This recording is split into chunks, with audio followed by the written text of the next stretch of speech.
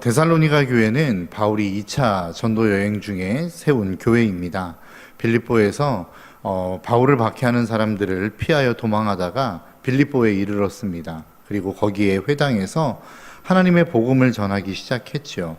그리고 그 데살로니가 교회에서, 데살로니가 지역에서 일어났던 일을 사도행전 17장에서 잘 기록하고 있습니다.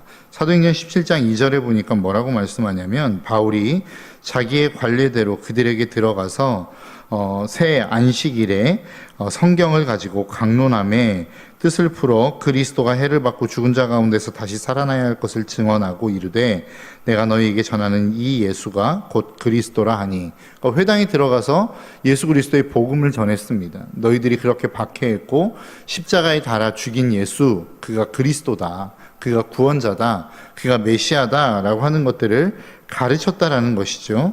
그랬더니 어떤 일들이 일어났냐면, 사도행전 17장 4절입니다. 그 중에 어떤 사람 곧 경건한 헬라인의 큰 무리와 적지 않은 귀부인도 권함을 받고 바울과 실라를 따르나. 그러니까 많은 사람들이 복음을 듣고 그 복음 안으로 돌아왔다는 겁니다. 그리고 바울과 실라를 따르는 사람들이 많이 생겼다라는 거예요. 그러자 어떤 일이 생겼냐면 17장 5절입니다. 그러나 어떤 유대인들은 시기하여 저자의 어떤 불량한 사람들을 데리고 떼를 지어 성을 소동하게 하여 야손의 집에 침입하여 그들을 백성에게 끌어내라고 찾았으나 발견하지 못하매 야손과 및 형제들을 끌고 읍장들 앞에 가서 소리질러 이르되, 천하를 어지럽게 하던 이 사람들이 여기도 이르매 라고 이야기합니다. 그러니까 하나님의 복음이 선포되어질 때에 어떠한 사람들은 그 복음을 기쁨으로 받아들이고 그 복음 안으로 들어와 복음이 주는 기쁨과 참된 평강을 누리는 사람들이 있었다라는 겁니다. 반면에 그 바울과 실라라고 하는 사람을 시기하여서 불량배와 같은 사람들을 끌고 와서 바울을 찾아내려고 했다라는 거예요. 그리고 그를 찾지 못하자 함께 머물러 있었던 그 집의 주인을 읍소장에게 데리고 가서 그를 고발하는 일들을 하게 했다라는 겁니다. 그러므로 말미암아 어떤 일이 벌어졌냐면 10절입니다. 17장, 사도행전 17장 10절에 밤에 형제들이 곧 바울과 실라를 베레아로 보내니, 그러니까 야반도주처럼 바울과 실라를 그 데살로니가라고 하는 지역에서 내보냈다는 거예요. 빨리 도망가십시오. 여기 있다가는 큰일 날 것 같습니다. 해서 보냈다라는 겁니다. 그러니까 이 일들이 데살로니가 지역에 있었던 일이었다라는 거예요. 그러니까 바울의 마음속에는 복음을 전했지만 그들을 제대로 양육할 수 없었고, 빨리 어떻게 할 수 없어 자기가 원했던 때가 아닌 그보다 앞선 때에 그 데살로니가 지역을 떠날 수밖에 없는 그 마음에 어떻게 보면 미안함과 그 마음의 서운함들을 가지고 데살로니가를 떠날 수밖에 없는 상황이었다라는 겁니다. 그 이야기를 본문 2절에서 이렇게 이야기하지 않습니까? 너희가 아는 바와 같이 우리가 먼저 빌립보에서 고난과 능욕을 당하였으나 우리 하나님을 힘입어 많은 싸움 중에 하나님의 복음을 너희에게 전하였노라. 우리가 너희에게 복음을 전했다. 우리에게 고난이 있었고, 너희들뿐만 아니라 그 앞에 이미 고난이 있었음에도 불구하고 나는 너희들을 찾아가 복음을 전했다라고 이야기합니다. 그러면서 그 전에 1절에서 뭐라고 이야기하냐면, 형제들아, 우리가 너희 가운데 들어간 것이 헛되지 않은 줄을 너희가 친히 안다. 그러니까 많은 사람들은 그렇게 생각할 수 있지 않겠습니까? 복음 전하고 도주하듯이 그렇게 그 지역을 떠나버린 사람을 향하여, 야, 뭐하러 왔어? 그럴 거면. 그렇게 하려면 우리에게 복음을 전하고 양육한다는 이야기는 왜 한 거야? 이런 이야기들이 들려올 수 있지 않겠습니까? 그리고 바울을 핍박했던 사람들, 바울의 반대편에 서 있던 사람들은 바울을 모함했을 겁니다. 그는 제자도 아니야. 너희들 버리고 떠나간 거 보면 모르겠어? 이런 이야기들을 계속 하지 않았겠습니까? 근데 바울이 뭐라고 이야기하는 거예요? 형제들아, 내가 너희들을 만났고 너희들에게 함께 했던 그 시간들은 결코 헛된 게 아니다. 왜냐하면 이 함께 했던 시간, 그 짧은 시간이었지만 우리가 정말로 예정했던 시간보다 훨씬 더 짧은 시간들을 만나고 헤어질 수밖에 없었지만, 그럼에도 불구하고 이 시간들을 통하여 너희들에게 복음이 전해진 것, 이거 하나만으로 충분하게 너와 우리와의 만남은 의미가 있는 만남이야 라고 이야기하고 있는 것입니다. 여러분들과 우리의 모든 삶의 만남이 그러한 만남이 좀 될 수 있었으면 좋겠습니다. 어떠한 만남은 짧은 만남이 될 수 있고 어떠한 만남은 긴 만남으로 계속해서 그 관계를 유지해가는 만남이 될 수도 있습니다. 그런데 그 모든 만남들 안에서 좀 의미 있는 만남들이 되셨으면 좋겠어요. 진짜 의미 있는 만남이 무엇입니까? 복음이 증거되어지는 만남입니다. 하나님의 말씀을 함께 나누고 그 말씀이 서로 간에 오가며 도전을 주고받는 관계, 이게 정말로 의미 있는 관계고 의미 있는 만남이라는 것이죠. 저와 여러분들의 만남이, 그리고 여러분들의 삶 가운데 만나지는 모든 만남들이 그러한 만남이 되시기를 주님의 이름으로 축복합니다. 그 만남 가운데에는 가장 중요한 게 무엇입니까? 바로 하나님의 말씀이 오고 가는 것입니다. 그 하나님의 복음이 오고 가는 만남이 진짜 의미 있는 만남이라는 거예요. 그러니까 오늘 보면 3절은 이렇게 이야기하지 않습니까? 우리의 권면은 간사함이나 부정에서 난 것이 아니요 속임수로 하는 것도 아니라 4절 오직 하나님께 옳게 여기심을 입어 복음을 위탁받았으니 우리가 이와 같이 말함은 사람을 기쁘게 하려 함이 아니요 오직 우리의 마음을 감찰하시는 하나님을 기쁘시게 하려 함이라. 그러니까 우리의 모든 만남 가운데 결국 그 만남의 중심에는 무엇이 있어야 된다라는 것입니까? 하나님의 말씀이 있어야 된다라는 것입니다. 하나님의 복음이 있어야 된다라는 것입니다. 교회는 많은 사람들을 향하여 헌신을 이야기합니다. 봉사를 이야기합니다. 그런데 이러한 봉사와 헌신은 교회가 아니라 할지라도 다른 수많은 구호단체에서도 이야기하는 내용입니다. 그런데 그 구호단체와 이 교회 안에 그 다른 차이점이 결국은 무엇이냐는 거예요. 무엇을 근거로 하는 것이냐라고 하는 게 차이 아니겠습니까? 세상의 구호단체는 하나님의 말씀이 중심이 아닌 어떻게 보면 내 안에 있는 어떠한 선한 동기들이긴 하겠지만 내 만족일 수 있고 내 어떠한 의미 부여일 수 있습니다. 그러나 믿음의 사람들이 하는 헌신, 믿음의 사람들이 하는 봉사, 믿음이 하는 사람들이 하는 그 모든 삶의 이유는 하나님의 말씀이 근거라는 것입니다. 그러니까 사도 바울은 끊임없이 믿는 사람들을 향하여 권면했다는 거예요. 너희들 그렇게 살면 안 돼. 이렇게 살아야 돼. 하나님의 말씀이 이렇게 기록하고 있어.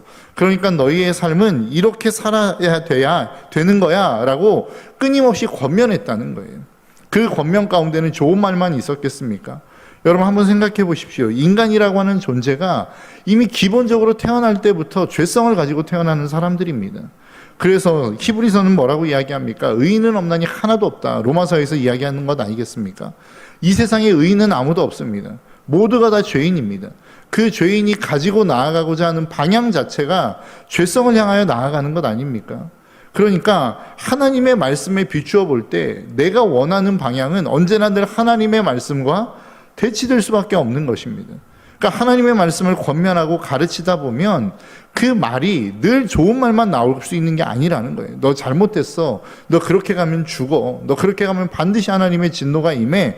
하나님의 심판이 임할 거야 라고 하는 하나님의 경고의 메시지도 반드시 있을 수밖에 없다는 거예요. 바울의 메시지 안에는 그런 메시지가 없었겠습니까? 너희들을 내가 권면하는데 사람의 속임수로 하는 게 아니다. 많은 사람들이 이야기하지 않았겠습니까? 야, 바울 저거 가짜야. 저 사람 예수님의 12제자 안에도 들어가지 못했던 사람이야.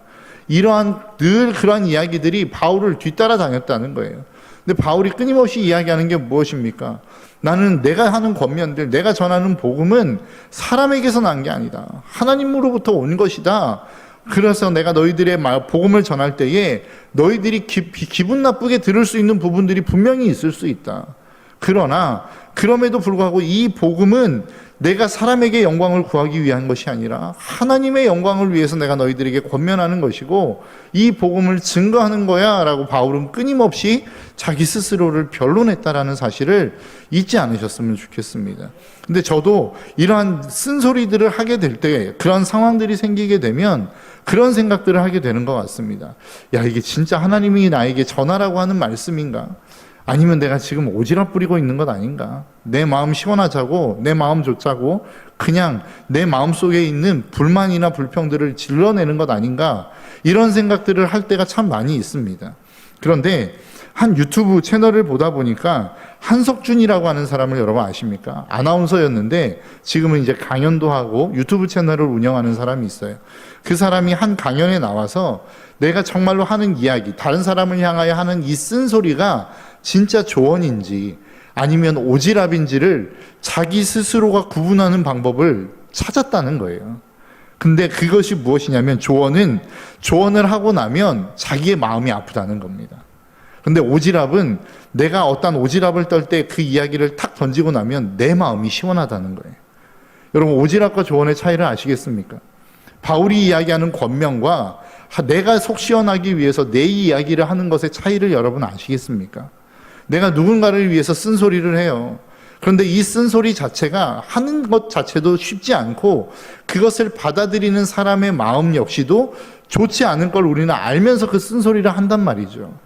그런데 그 쓴소리를 딱 했을 때 내 마음 가운데 무엇인가 아려오는 마음이 있으면 그것은 진짜 권면이라는 겁니다.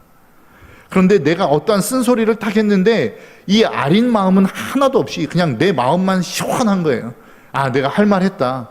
내 속에 있는 마음 다 쏟아내고 나니까 속이 후련하네. 이거는 진짜 권면이 아니라는 겁니다. 여러분들이 하는 이야기들, 여러분들이 교회를 향하여 나는 교회를 위해서 하는 이야기야. 나는 성도를 위해서 하는 이야기야. 나는 당신을 위해서 해주는 이야기야 라고 이야기하면서 그 이야기를 탁 뱉어내는 순간 여러분들의 마음이 시원해지고 있다고 한다면 여러분 그 이야기를 멈추십시오. 그 이야기는 더 이상 권면이 아니에요. 그 이야기는 여러분 마음을 시원하자고 이야기하는 것이지 진짜 권면이 아니라는 이야기입니다. 내가 어떤 이야기를 했어요. 다른 사람이 좋아하지 않을 수 있는 이야기를 던졌단 말이죠. 그런데 어딘지 모르게 내 마음이 아련해요. 내 마음이 아려와요. 그러면 그 이야기는 계속 하셔도 괜찮습니다. 여러분, 바울이도 그렇고 사울도 모세라고 하는 사람도 그렇지 않습니까? 야, 너희들 하나님 앞에서 제대로 살아. 똑바로 살아야 돼. 하나님 앞으로 돌아와라. 여러분, 쓴소리 아닙니까? 듣기 싫은 이야기 아니에요? 그런데 그들의 마음 가운데는 어떤 마음으로 이 이야기를 하는 거예요? 나는 내 동족이 구원을 받을 수만 있다면, 하나님 앞에 돌아올 수만 있다면 내 이름이 그 하늘에 있는 생명책에서 지워진다 할지라도 나는 괜찮습니다라고 하는 이 동족을 향한 아련한 마음을 가지고 권면했던 이야기란 말입니다. 여러분, 우리가 우리의 주변의 사람들 가운데 말씀이라고 하는 말씀을 나누고 하나님의 말씀이라고 하는 이름으로 다른 사람을 권면할 때 이 아린 마음이 있어야 돼요. 이 아픈 마음이 있어야 된다고요. 내가 쓴소리를 하는 데 있어서 이 쓴소리이지만 저 사람이 정말로 잘 되기를 소망하는 이 아련한 마음이 우리의 마음 가운데 있을 때 그게 진짜 권면이 되는 것입니다.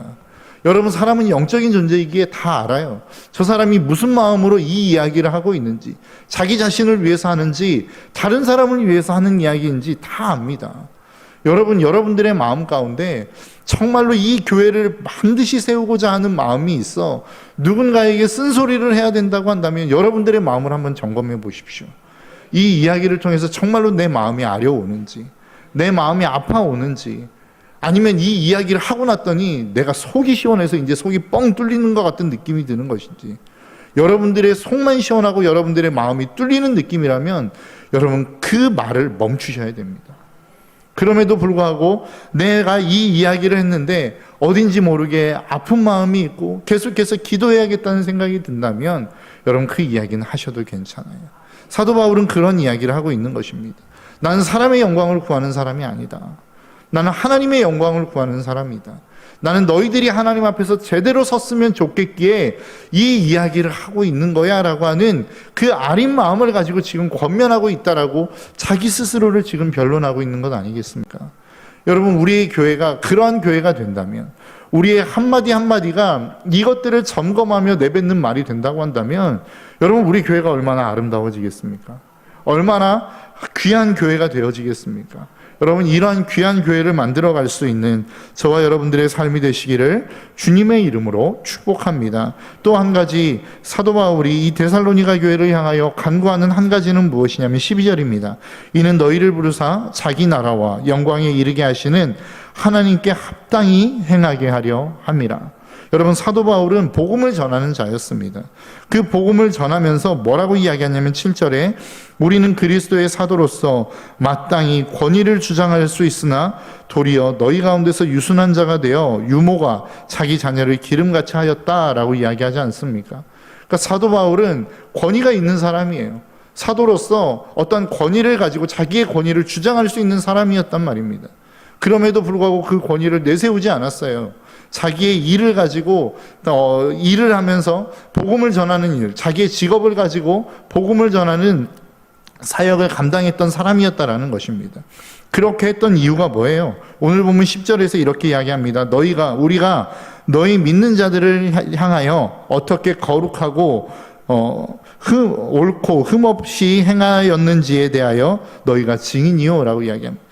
그러니까 그가 그렇게 거룩하게 흠없게 흠이 잡히지 않게 살아가기 위했던 이유는 하나입니다. 내가 복음을 전하는 자로서, 먼저 믿은 자로서 다른 사람 앞에서 하나님의 백성이 어떻게 살아야 되는지를 그의 삶을 통하여 보여주고 싶었던 것이 사도 바울의 마음이었다라는 것입니다. 여러분, 우리 믿음의 사람들은 그런 삶을 사는 것입니다. 우리가 어떠한 말을 하기 이전에 저 사람은 뭐가 달라도 달라라고 하는 인정이 우리의 삶 가운데 있어야 돼요. 믿지 않는 사람들이 바라봤을 때에 야, 저 사람은 예수 믿는 사람이라고 하더니 정말로 다르다. 이런 이야기를 우리는 들을 수 있어야 된단 말입니다. 그런데 오늘날 한국교회는 어떻습니까? 많은 믿지 않는 사람들 앞에서 믿지 않는 사람들이 하는 이야기가 뭐예요? 와, 믿는 사람들이 더하네. 이런 이야기들을 듣지 않습니까? 더 많은 것들을 깎고 더 손해보지 않으려고 하고 마음에 분이 있으면 이것을 반드시 갚아줘야 되는 이게 우리의 지금 현실 아니냐라고 하는 거예요. 여러분, 이거는 믿는 사람들의 삶의 모습이 아닙니다. 종교인의 삶의 모습입니다. 예수님 당시에 바리새인과 대제사장들을 한번 생각해 보십시오. 그들에게 무슨 헌신이 있습니까? 그들에게 무슨 자기 포기가 있어요? 무슨 권리 포기가 있냐고요? 자신의 기득권을 유지하기 위해서 예수님까지도 죽여버렸던 사람들 아닙니까? 그러니까 자기의 어떤 무엇인가 유익을 지키기 위해서 모든 수단과 방법을 동원하여 자기의 기득권을 지켰던 사람들이 바리새인과 대제사장들이었다고요. 그들은 종교인에 불과했습니다. 그들은 믿음의 사람이 아니었어요. 그들은 그리스도인이 아니었단 말입니다. 여러분, 오늘날 우리가 살아가는 우리의 삶의 모습이 그렇지 않습니까? 종교인의 모습은 있어요. 거룩한 것 같은 외형적인 모습은 있어요. 그런데 경건의 능력이 우리의 삶 가운데 있습니까? 야, 저 사람은 정말로 믿는 사람이야. 저 사람은 다른 사람이야. 하나님 믿는다고 하더니 정말로 다른 삶을 사네 라고 하는 이 평가가 우리의 삶에 있느냐 말입니다. 여러분, 이것을 가지고 살아가는 삶이 우리의 삶이에요. 그래서 사도 바울이 이야기하는 게 무엇입니까? 야, 너 하나님의 부르심에 합당한 삶을 살아라. 그 삶은 결코 쉽지 않아 라고 이야기하는 거예요. 우리 고난받고 있는 거 알지? 지금 오늘 본문 13절부터 시작해서 마지막 절까지 16절까지 이야기하는 게 뭐예요? 너희들 고난받잖아. 그거 당연한 거야. 그렇게 살아갔던 사람들이, 믿음의 선배들은 다 그렇게 살아왔어. 근데 너희들이 그 고난에 동참하는 거 나는 너무 하나님께 감사하다라고 이야기하는 거 아닙니까? 그러면서 하는 이야기가 뭐예요? 너희들 정말로 하나님의 부르심에 합당한 삶을 살아라 라고 이야기하는 거란 말입니다.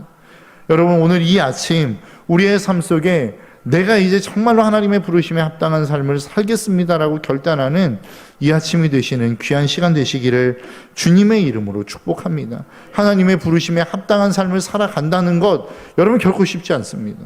어려운 삶입니다. 그렇기 때문에 모든 사람이 가지 못해요. 쉬우면 누구나 다 갈 수 있겠죠. 쉬우면 누구나 다 할 수 있겠죠. 그것이 어려운 삶이기에 오늘 본문 2절이 하는 이야기가 무엇입니까? 너희가 아는 바와 같이 우리가 먼저 빌립보에서 고난과 능욕을 당하였으나 우리 하나님을 힘입어 라고 이야기하는 거 아닙니까? 이 일들, 이 길을 갈 수 없기에 하나님의 능력을 힘입어야만 우리가 그 하나님의 부르심에 합당한 삶을 살 수 있다라고 사도 바울은 이야기하는 것이라는 거예요. 여러분, 이 아침 무엇 때문에 나오셨습니까? 내가 그 하나님의 말씀대로 살아갈 수 있는 힘이 없지만 오늘도 그 삶을 살아내고자 하나님의 능력을 힘입기 위해서 이 아침 나오신 거 아니에요? 여러분 날마다 여러분들의 삶에 그 하나님의 능력이 넘쳐나시기를 주님의 이름으로 축복합니다. 용서할 수 없는 자가 용서하고 손해볼 수 없는 자가 손해보기 시작하고 당장 내 자존심을 꺾을 수 없는 자가 자존심을 꺾기 시작할 수 있는 이 힘은 하나님으로부터 공급되어지는 거예요.